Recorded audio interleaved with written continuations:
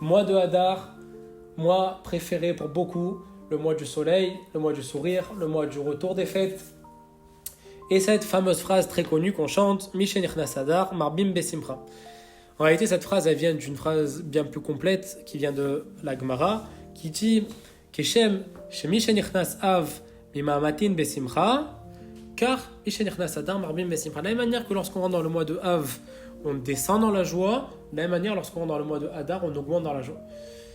Parenthèse, il est important quand même de préciser que même dans le mois de Av qui correspond à l'apogée de la tristesse, il n'est jamais écrit qu'on fait disparaître la joie. C'est toujours écrit qu'on descend dans la joie pour nous dire que même lorsqu'il y a des moments de stress, de tristesse, d'angoisse, etc., la joie doit rester avec cette petite lueur parce que c'est ça qui fait vivre et c'est ça qui amène la bracha, qu'on va le voir juste après. Il y a une question qu'on se pose et cette question, elle a complètement lieu d'être.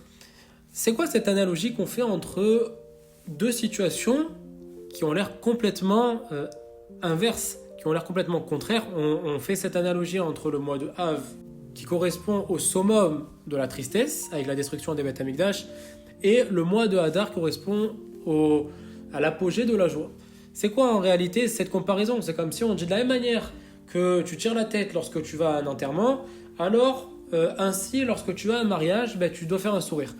On ne comprend pas en soi, lorsqu'on compare deux choses, c'est que ça doit être sur la même ligne de comparaison. On ne peut pas faire cette comparaison entre deux choses qui sont complètement inverses. Pour répondre à la question, le Rav Avraham Maimon Halevi nous raconte une histoire.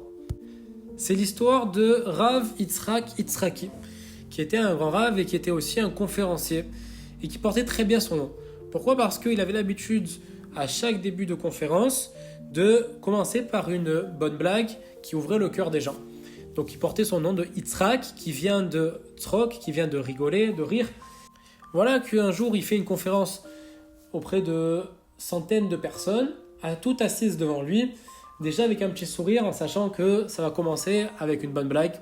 Et là le Rav arrive, commence sa conférence évidemment, il fait une super blague et tout le monde explose de rire. Les gens en pleurent tellement c'est rigolo. Le silence revient dans la salle et là le Rav refait exactement la même blague. Donc là, moins de rire, encore un petit peu pour ceux qui avaient un peu de retard à comprendre. Le Rav refait la blague pour une troisième fois, et puis une quatrième fois. Et évidemment, au bout d'un moment, il n'y a plus du tout de rire. Au bout de la cinquième, sixième fois, quelqu'un se lève dans la salle et dit « Rav, on ne comprend pas, la première c'était sympathique, mais refaire une blague plusieurs fois, au bout d'un moment, c'est plus du tout rigolo, il n'y a plus aucun intérêt de faire ça. » Et là, le Rav dit « C'est exactement ça sur quoi je veux mettre le doigt aujourd'hui. Pourquoi est-ce que lorsqu'on parle de joie, lorsqu'on parle de blague, on devrait le faire une seule fois parce que c'est sympa et ça fait rire qu'une seule fois. Mais lorsqu'on parle de tristesse, lorsqu'on parle d'angoisse, on devrait pouvoir reparler et se lamenter de nombreuses fois sans aucun souci de péremption. Et en soi, voilà le secret de cette phrase entre le mois de Av et le mois de Hadar qui correspondent à deux mois inverses dans l'année pour nous dire qu'au bout d'un moment, suis une logique. Il faut que tu puisses suivre cette logique qui est si tu décides d'être discret dans tes joies, de ne pas être très souriant, etc., pas de souci. Mais à ce moment-là, dans tes moments d'angoisse, de stress, de pas bien, etc., là aussi tu restes discret, tu le fais une fois et puis tu passes à autre chose. Mais si à l'inverse, tu as besoin de te plaindre tout le temps et tu as besoin, etc., à ce moment-là, tu adaptes aussi ta joie. Lorsque tu as quelque chose qui est bien, alors tu es joyeux pendant un bon moment et tu répètes et tu répètes et tu répètes dans la joie pour équilibrer avec l'autre côté. Donc en soi, évidemment, le top, ça serait d'arriver à diminuer complètement dans la tristesse et à augmenter complètement dans la joie. Mais si au moins on n'y arrive pas, alors que pendant le mois de Hadar, on puisse avoir ce mérite de pouvoir être complètement dans la joie. On dit que le mois d'Hadar, il a une portée énorme sur toute l'année. C'est écrit dans la Kabbalah que par la joie qu'on a pendant le mois de Hadar, on peut atteindre des niveaux très hauts et on peut atteindre une joie qui sera complète toute l'année. On dit aussi que c'est durant le mois de Hadar que sont fixés tous les nissim de l'année, tous les miracles qui vont arriver dans l'année, qui sont au niveau pratique, au niveau particulier, mais aussi au niveau général pour tout le peuple. On comprend donc l'importance de cette mitzvah Gedola Liot Besimcha.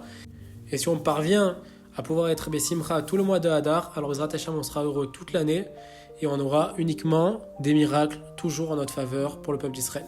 Besorot Tovot.